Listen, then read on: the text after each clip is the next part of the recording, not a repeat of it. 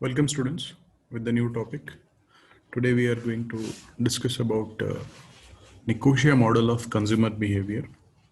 So Nicosia model of consumer behavior was developed in 1966 by Professor Francisco M. Nicosia.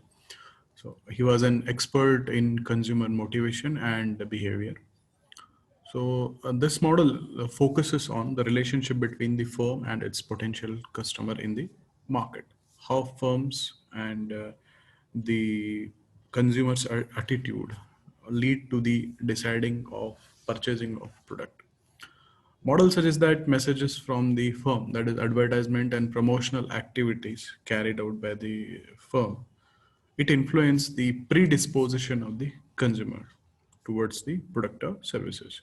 So whatever efforts are made by the advertisement by the firm, so that added the predisposition of the uh, consumer towards the product or services.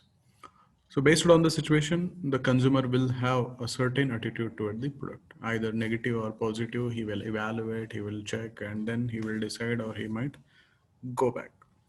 So after evaluation and all the product attributes by the consumer, the first step the consumer does is, if the all the needs and if the product is service is going to satisfy the consumer, then he will decide to purchase the product or buy the product. So otherwise, he may go for a reverse also. He might go for alternative products of the other firms. And in this model, we will find that the firm and the consumer are connected with each other. And the firm tries to influence the consumer, and the consumer is influencing the firm by his decisions. So it's say the interrelationship between the firm and the consumer. So moving further, if we look at the model, so model has total four parts. One is field one, you can say.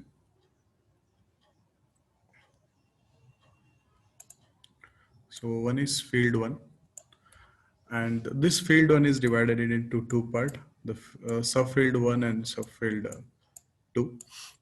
So subfield one discuss about the firm's attribute, and subfield two discussed about consumer attributes, especially predisposition, and in between them the message exposure happens.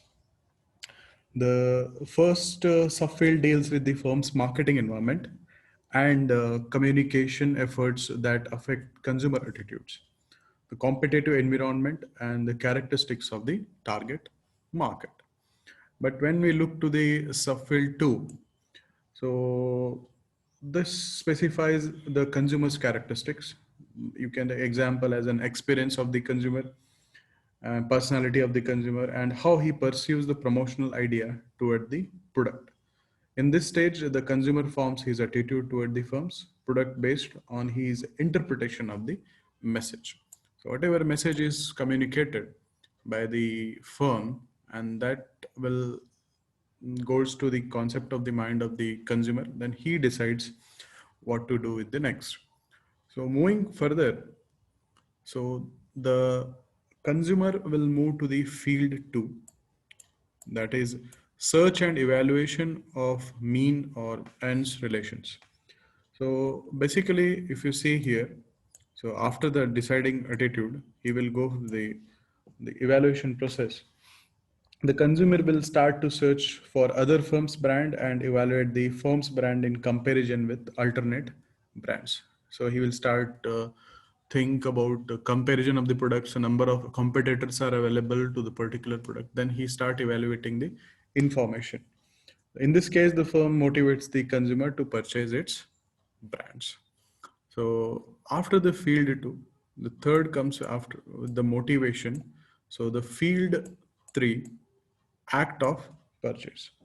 So once the motivation is done through the search and evaluation, when the firm has motivated it, so the third field says that the result of motivation will arise by convincing the consumer to purchase the firm products for a specific retailer. So he will decide whether to purchase it or not, and obviously after motivation he will be purchased.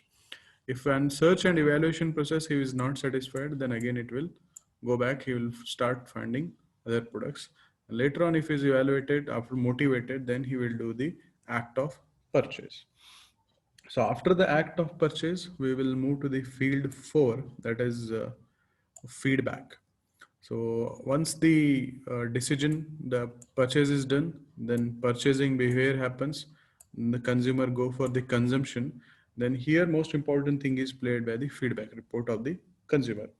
This model analyzes the feedback of both the firm and the consumer after purchasing the product. The firm will benefit from its sales data as a feedback, and the consumer will use his experience with the product affects the individual's attitude and predispositions concerning future message from the firm.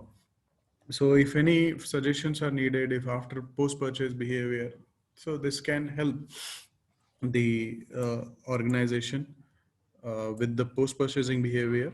They can improve the product and the consumer experience increases. So in next purchases he will use this experience for the taking a new decision for his deciding about purchases. Coming back to the limitation of this model, Nicosia model, is the flow is not completed and does not mention the various factors internal to the consumer, the cultural factor, educational factor, the situational factors that are most important one. So those things are missed in this model. The assumption about the consumer being involved in the decision process with no predisposition about the various brand is restricting. So that also matters because there are huge firms, huge brands are available. So restricting some advertisement or promotional efforts that has been missed in this model. And overlapping between firms attributes and consumer attributes. This is another limitation of the Nicosia model. So thank you for listening. So we will end the Nicosia model.